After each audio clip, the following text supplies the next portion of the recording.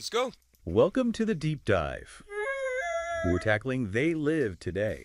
Uh, I gotta say, even just steaming the script, it's creepy.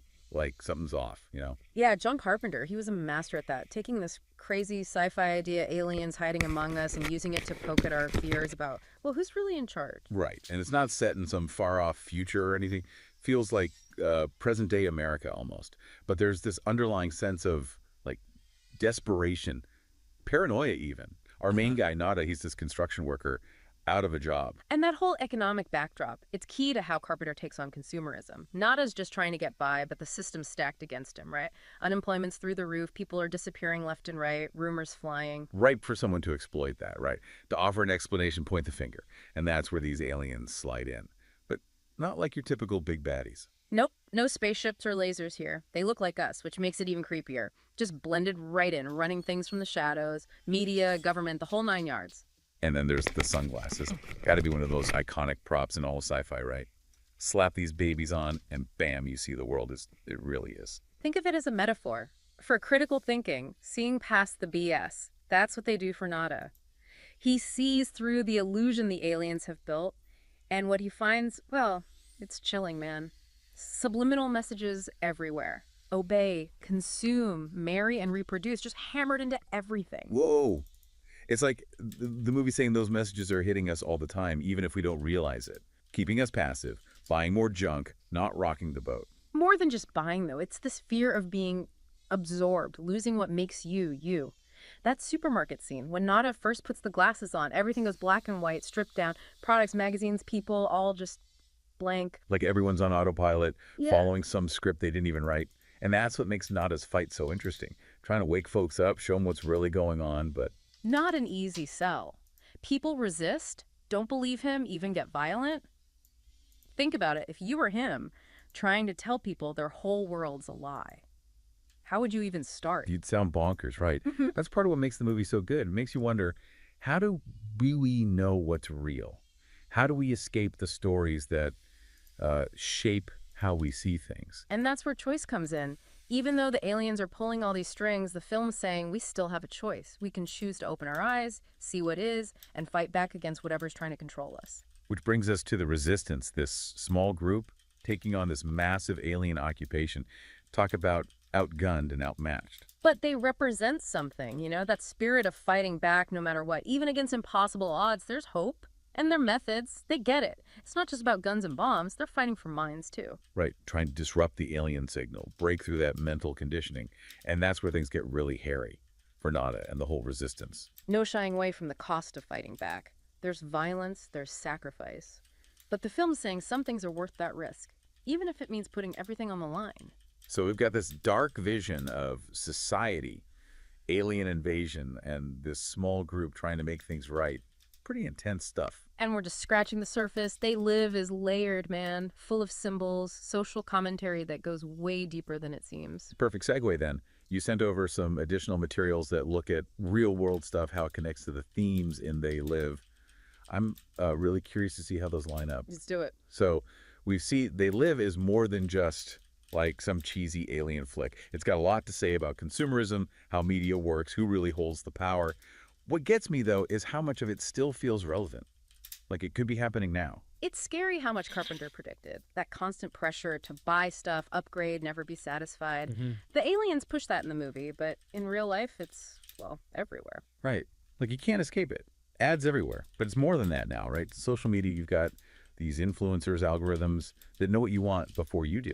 It's this feeling, subtle, but you can't shake it, that what you're worth is tied to what you own in.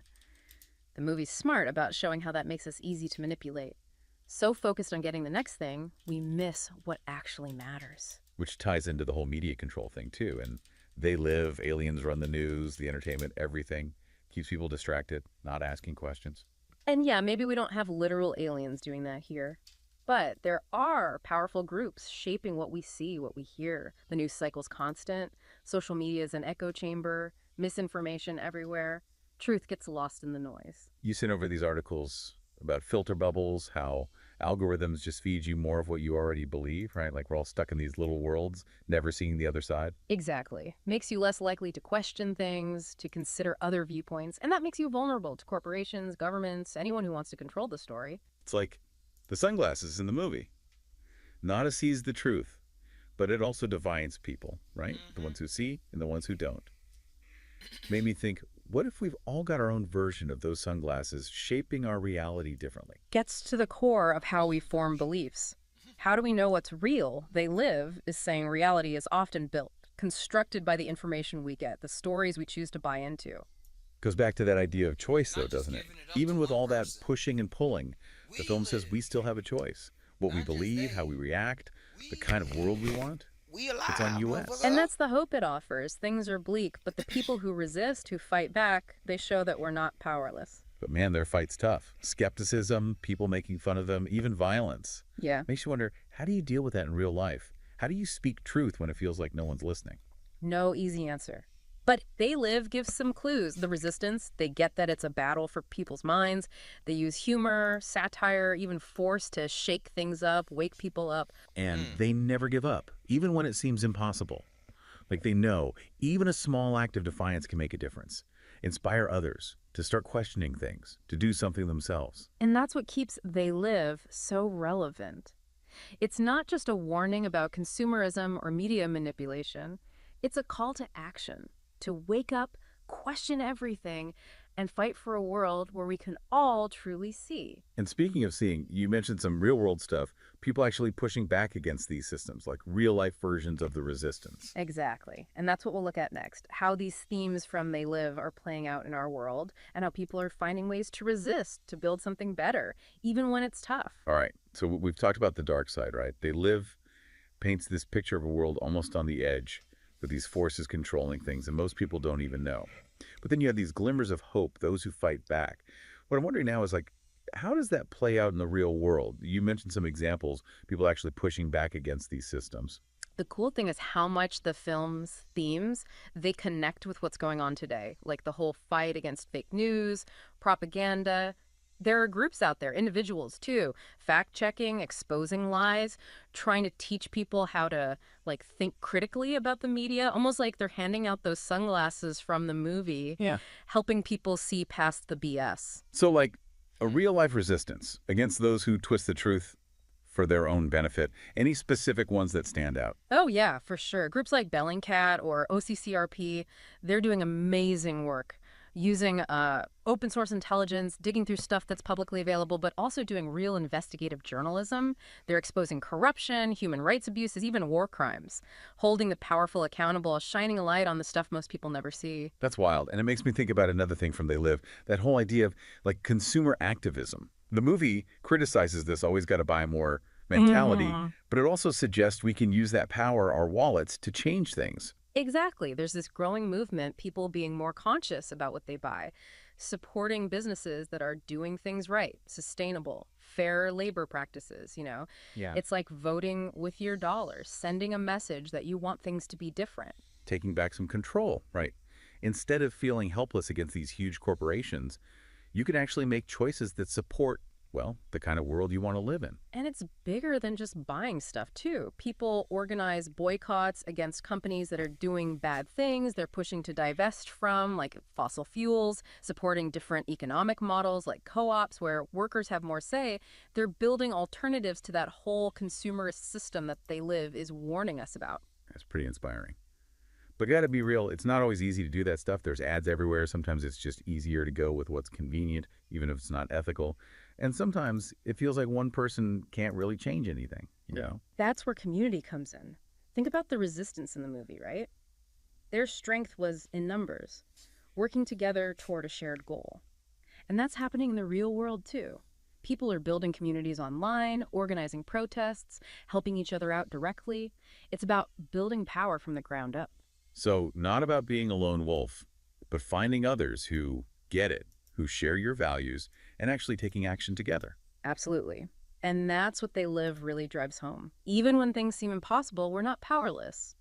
We can choose to open our eyes, question what we're told, and fight for a better world, and we don't have to do it alone.